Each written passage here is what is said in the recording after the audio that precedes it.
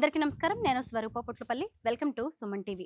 Central government ఆధ్వర్యంలో PIB నిర్వహిస్తున్న టూర్లో భాగంగా మేము ఒడిశాలోని పూరి జిల్లాలో ఉన్న యునెస్కో గుర్తింపు పొందిన ఆర్ట్ విలేజ్ అయిన రఘురాజ్పూర్కి చేరుకున్నాము. ఇది ఒడిశాలోనే తొలి హెరిటేజ్ విలేజ్ అని చెప్పవచ్చు. ఇక్కడ మొత్తం 120 ఇళ్ళు ఉంటే ప్రతి ఇంట్లోనూ ఓ కళాకారుడు ఉంటాడు. ఇక్కడ రకరకాలైన కళారూపాలని మనం చూడొచ్చు. ఇవన్నీ కూడా అంతర్జాతీయ స్థాయికి వెళ్ళాయి. ఈ గ్రామం ఎంతో మంది ప్రముఖులకు జన్మస్థలంగా చెప్పవచ్చు. అలాగే పూరి జగన్నాథుడికి అలంకరించి అనేక వస్తువుల్ని కూడా ఇక్కడ తయారు చేస్తూ ఉంటారు. ఇదిగోండి, ఇక్కడ చూసారు కదా, ప్రధాన ద్వారం మనకి స్వాగతం పలుకుతూ కనిపిస్తూ ఉంటుంది.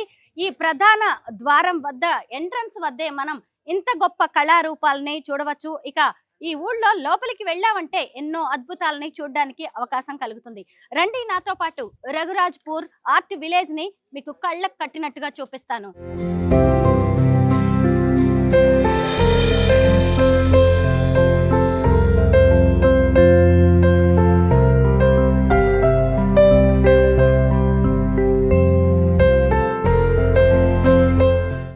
రఘురాజ్పూర్ విలేజ్ లోకి మనం వచ్చేసాము. ఈ విలేజ్ లో మొత్తం 2 వీధులే ఉంటాయి. ఇదిగోండి, ఇటువైపు చూసినప్పుడు ఒక వీధి కనిపిస్తుంది, ఇంకొక వైపు చూసినప్పుడు ఇంకొక వీధి కనిపిస్తుంది. అసలు ఈ రఘురాజ్పూర్ అనగానే గుర్తొచ్చేది చిత్రలేఖనం అన్నమాట. ఈ పెయింటింగ్స్ ఎంతో అద్భుతంగా వేస్తూ ఉంటారు. ఇంట్లోనే చాలా మంది పెయింటింగ్స్ వేయడం, అలాగే రకరకాలైన టాయ్స్ చేయడం, అలాగే వుడ్ కార్వింగ్, స్టోన్ కార్వింగ్ సంబంధించిన అనేక రకాలైన కళాఖండాలని వాళ్ళు తయారు చేస్తూ ఉంటారు. రండి ఊళ్ళోకి వెళ్దాం. ఇదిగోండి, ఇప్పుడు మనం రఘురాజ్పూర్ లోని ఓ ఇంటి వద్ద ఉన్నాము. ఇక్కడ ప్రతి ఇల్లు కూడా ఓ కళాఖండంలా కనిపిస్తూ ఉంటుంది. ఇది విశ్వనాథ్ స్వైన్ అనే ఒక ఆర్టిస్ట్ కి సంబంధించిన ఇల్లు. ఆయన ఒక నేషనల్ అవార్డీ కూడా. ఇదిగోండి, ఇదే పట్టాచిత్ర అనే ఒక ఆర్ట్. ఎంత అద్భుతంగా ఇక్కడ వేశారో మనం ఈ ఆర్ట్ ని చూడొచ్చు.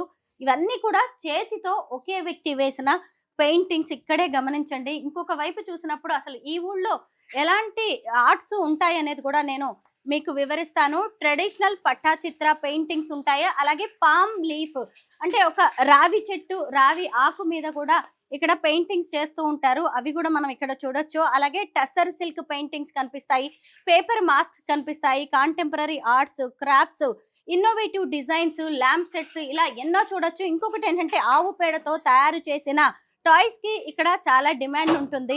ఇదిగోండి, ఇక్కడ చూడొచ్చు మీరు పద్మ విభూషణ్ గురు కేలు చరణ్ మహాపాత్ర జన్మస్థలం కూడా రఘురాజ్పూర్. ఇక్కడ మనం చూస్తున్నవన్నీ కూడా ఇవి టెస్సర్ పెయింటింగ్స్. ప్రతి ఇంట్లో ఓ కళాకారుడు ఉంటాడు అని చెప్పాం కదా. ఇప్పుడు నేను ఓ ఇంట్లోకి వచ్చాను. ఇదిగోండి, పుట్టినప్పటి నుంచి ఈ కళల్లోనే ఆయన ఉన్నారు. ఈ పెద్ద ఆయన చూసారా ఎంత అద్భుతంగా పట్టాచిత్ర కళని రూపొందిస్తూ ఉన్నారో. ఆయన తన జీవితం కాలంలో ఇలాంటి పెయింటింగ్స్ ఎన్నో వేశారు. మీరు ఇక్కడ చూస్తున్నది కూడా ఒక పెద్ద మ్యూజియం లా కనిపిస్తున్నవి. ఇవన్నీ కూడా ఈ పెద్ద ఆయన వేసినవని మనం చెప్పొచ్చు. ఇదిగోండి, బాటిల్ పెయింటింగ్ ఎంత అందంగా ఉందో చూడండి. బాటిల్స్ మీద వేసిన పెయింటింగ్ కావచ్చు, పేపర్ వర్క్స్ చూడండి. ఇవన్నీ కూడా పేపర్ మాస్కులు, అలాగే అల్యూమినియం గిన్నెల పాత్రల మీద చేసిన పెయింటింగ్ ని మనం ఇక్కడ చూడొచ్చు. కొబ్బరికాయ, పెద్ద కొబ్బరి బొండం ఉంటది కదా, కొబ్బరి బొండం మీద వేసిన పెయింటింగ్ ఇది. ఇక ఇటువైపు చూసినప్పుడు ఇవన్నీ కూడా ఎండిపోయిన కొబ్బరికాయల మీద వేసిన పెయింటింగ్స్. అసలు ఎంత అద్భుతంగా ఉన్నాయి, అసలు మాటల్లో వర్ణించడానికి కూడా రాదు. ఇదిగోండి, ఇక్కడ కనిపిస్తుంది కదా ఎండిన కొబ్బరికాయ. ఈ కొబ్బరికాయనే ఎంత చక్కగా వీటిని అలంకరించారు, ఎంత బాగా పెయింటింగ్ చేశారో మనం చూడొచ్చు. ఇదిగోండి, ఇక్కడ కనిపిస్తున్నవన్నీ కూడా తాటాకుతో తయారు చేసిన టాయ్స్. ఎంత అందంగా ఉన్నాయో చూడండి. ప్రతి దాంట్లో కూడా క్రియేటివిటీ ఉట్టిపడుతూ ఉంది. అలాగే ఇవి కూడా రకరకాలైన చిన్న వస్తువులతో తయారు చేసినవి. ఆవు పేడతో తయారు చేసిన బొమ్మలు చూసారా ఎంత అందంగా ఉన్నాయి. ఆవు పేడని ఎండబెట్టి వాటిని కళాకృతులుగా తీర్చిదిద్ది ఆ తర్వాత వాటికి చక్కగా పెయింటింగ్ వేసి ఇలా సేల్ కోసం పెడుతూ ఉంటారు. రఘురాజ్పూర్ అనేది యునెస్కో విలేజ్ కాబట్టి ఇక్కడికి చాలా మంది పర్యాటకులు వస్తూ ఉంటారు. దేశ విదేశాలకు చెందిన వాళ్ళు కూడా వస్తూ ఉంటారు. ఇలా వాళ్ళు తయారు చేసిన వస్తువుల్ని ఇలా సేల్ కోసం కూడా పెడుతూ ఉంటారు. చాలా మంది విజిటర్స్ వీటిని కొంటారు. ఎందుకంటే ఇవన్నీ కూడా ఒడిశాకు మాత్రమే పరిమితమైనవి. ఇలాంటి ఆర్ట్స్ ని మళ్ళీ మనము ఎక్కడా చూడలేము. పైగా కళలకు కాణాచి, కళలకు పుట్టినిల్లుగా ఈ ఊరిని చెప్తూ ఉంటాం కాబట్టి ఇక్కడ దొరికే వస్తువులు కూడా చాలా నాణ్యంగా ఉంటాయి. మళ్ళీ ఇలాంటివి యూనిక్ పీసెస్ మనం ఎక్కడా చూడలేము. రఘురాజ్పూర్ ఆర్ట్ విలేజ్ లో 2 వీధులు ఉన్నాయని చెప్పాను కదా. ఇప్పుడు ఒక వీధి గుండా మనం వెళ్తూ ఉన్నాము. ఇదిగోండి, ఇలా ఈ కుటుంబంలోని వాళ్ళందరూ కూడా ఈ వృత్తిలోనే ఉంటారంట. రకరకాల చిత్రాలని వీళ్ళు పెయింటింగ్స్ ని ఆర్ట్స్ ని తయారు చేస్తూ ఉంటారు. వీళ్ళ కుటుంబం మొత్తం కూడా ఇదే పని మీద ఉంటామని ఆవిడ చెబుతూ ఉంది. ఇక్కడ మనం చూడొచ్చు నారియల్ పెయింటింగ్స్ కూడా ఉంటాయి. ఇందాక నేను చూపించాను కదా, కొన్ని పెయింటింగ్స్ అనేవి నారియల్ అంటే కొబ్బరి బోండం, కొబ్బరి కాయ మీద చేసిన పెయింటింగ్స్. లోపలంతా కొబ్బరి కాయ ఉందన్నమాట. దాని మీద మట్టితో పూసారు. ఆ తర్వాత దీని మీద పెయింటింగ్ వేస్తూ ఉంటారు. ఇదిగోండి ఈ ఇంటి ముందు కూడా ఎన్ని రకాలైన ఆర్ట్స్ మనకి కనిపిస్తున్నాయో చూడండి.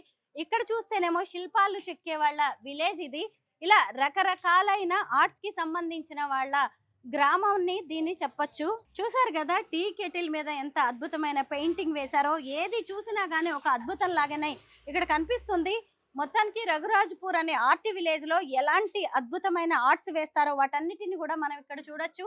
అంటే అద్భుతమైన చిత్రలేఖనాలు, రకరకాల పెయింటింగ్స్, టస్సర్ పెయింటింగ్ కావచ్చు, అలాగే పామ్ లీఫ్ పెయింటింగ్, వుడెన్, అలాగే స్టోన్ కార్వింగ్ లాంటి పెయింటింగ్స్ చేయడమే కాకుండా ఇలా అద్భుతమైన వస్తువులను కూడా వాళ్ళు తయారు చేస్తూ ఉంటారు. ఇక్కడ పీచుతో తయారు చేసిన వీటిని మనం ఇక్కడ చూడొచ్చు. ఈ ఊరిని చూడడానికి అనేక మంది టూరిస్టులు వస్తూ ఉంటారు. వాళ్ళందరూ కూడా ఇక్కడ వస్తువుల్ని కొంటూ ఉంటారు. అంటే వాళ్ళ ఆర్ట్ ని ఇక్కడ నుంచే వాళ్ళు ప్రమోట్ చేసుకోవడం, వస్తువుల్ని తయారు చేసి అమ్మడం, దాని ద్వారా సాధికారత సాధించడం, కొంత ఆర్థికంగా కూడా నిలదొక్కుకోవడం అనేది ఈ ఊళ్ళో జరుగుతూ ఉంటుంది. ప్రతి ఇల్లు కూడా ఆర్ట్ కి నిలయం. అంతేకాదు వాళ్ళు తయారు చేసిన వస్తువుల్ని వాళ్ళ ఇంటి వద్దే అమ్ముకుని చక్కగా వాళ్ళు డబ్బు సంపాదిస్తూ ఉంటారు. ఇదిగోండి ఇక్కడ కనిపిస్తుంది కదా, ఈవిడ తయారు చేసిన ఈ ఆవు పేడ పేపర్ తో చిలకల్ని మనం చూడొచ్చు. ఎంత అందంగా ఉన్నాయో అసలు ఆవిడే చేత్తో తయారు చేశారు. ఇవి మార్కెట్ లో అయితే చాలా ఎక్కువ రేటు ఉంటాయి, కానీ ఇక్కడ మాత్రం మనకి 150 రూపాయలకే దొరుకుతాయి. ఇదిగోండి ఈ పెద్ద చిలుకలు ఉన్నాయి కదా, ఇవి 250 రూపాయలు అని అంటున్నారు. కానీ మనం బార్గెన్ చేస్తే, ఇక్కడికి వచ్చే విజిటర్స్ బార్గెన్ చేస్తే ఇంకా తక్కువకి వచ్చే అవకాశమే ఉంది. ఏది ఏమైనా కానీ ఇలాంటి వస్తువుల్ని, ఒక ఆర్ట్ ని మనం ఎప్పుడు కూడా డబ్బులతో కొలవలేము. ఇంత గొప్ప కళాకారుల్ని మనము ఇంకెక్కడా చూడలేము. మనం చాటలో బియ్యం పప్పులు చెరుగుకుంటూ ఉంటాం కదా, అసలు ఈ చాటను కూడా ఎంత అద్భుతమైన కళాకృతిగా తీర్చిదిద్దారో మనం ఇక్కడ చూడొచ్చు. ఒక పేపర్ తో తయారు చేసిన చాట, ఆ తర్వాత మట్టితో రాధాకృష్ణుల్ని ఎంత అద్భుతంగా వాళ్ళిద్దరూ చెట్టు కింద కూర్చున్నట్టుగా ఎంత అందంగా రంగవల్లులతో తీర్చిదిద్దారో చూడండి. అసలు ఇంత సృజనాత్మకత ఉండాలి అంటే ఎంత గొప్ప కళాకారులు అయి ఉండాలి. ఇంకా చూడండి ఏది చూసినా గానీ బొమ్మలు ఎంత అందంగా కనిపిస్తున్నాయో.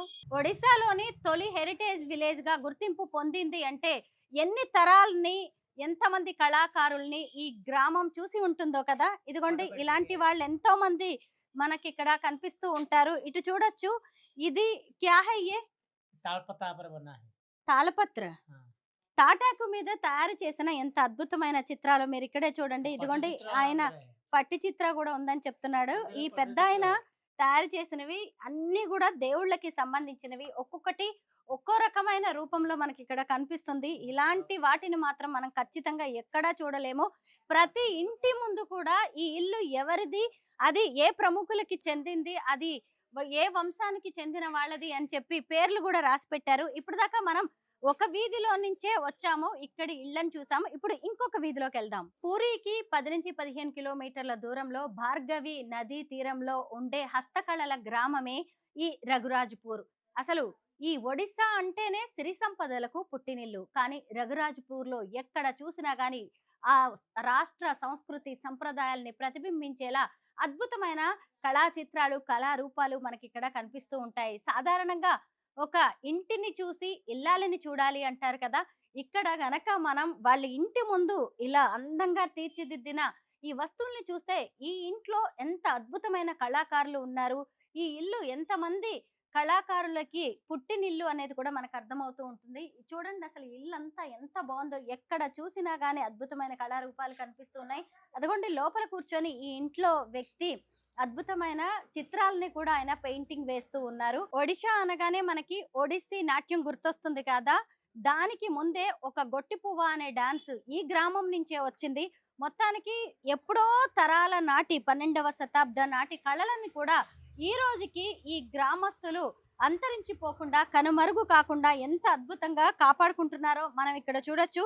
ఇదిగోండి ఇక్కడ ప్రతి ఇంట్లో కూడా తాటాకు మీద, అలాగే రావి ఆకుల మీద, టస్సర్ క్లాత్ మీద, ఇతర కాటన్ క్లాత్స్ మీద మంచి అద్భుతమైన ఆర్ట్ వర్క్ చేసే కళాకారులు ఇక్కడ మనకి కనిపిస్తున్నారు. ఏ ఇంటి మీద చూసినా గానీ మనకి కుడ్య చిత్రాలు అనేవి కనిపిస్తూ ఉన్నాయి. ఎక్కడ చూసినా కానీ తమ వస్తువుల్ని తామే తయారు చేసుకొని, తమ కళారూపాల్ని తామే తయారు చేసుకొని అమ్మే వాళ్ళు కనిపిస్తున్నారు. వీధి చూసినా కానీ రఘురాజ్‌పూర్‌లో ఎంతో కళకళలాడుతూ కనిపిస్తుంది. అయితే ఇక్కడికి టూరిస్టులు రోజు వచ్చిపోతూ ఉంటారు. కొత్త కొత్త వాళ్ళు వస్తారు. ఇప్పటి వరకు ఎంతో మంది ప్రముఖులు కూడా ఈ గ్రామాన్ని సందర్శించారు. ఇదిగోండి చూడొచ్చు, అసలు ఒక ఇంట్లో ఉన్న వస్తువు ఇంకో ఇంట్లో కనిపించడం అనేది మనకి జరగదు. ముఖ్యంగా రఘురాజ్‌పూర్ అనగానే మనకి పట్టాచిత్ర గుర్తొస్తుంది. ఇది ఎంతో ఆదరణ కలిగిన ఒక కళారూపంగా మనం చెప్పొచ్చు. ఒక వస్త్రం మీద పెయింటింగ్ వేసేసి దాని మీద మన పురాణాలకి సంబంధించి, మన జీవితాలకి సంబంధించిన ఆర్ట్‌ని వేస్తూ ఉంటారు.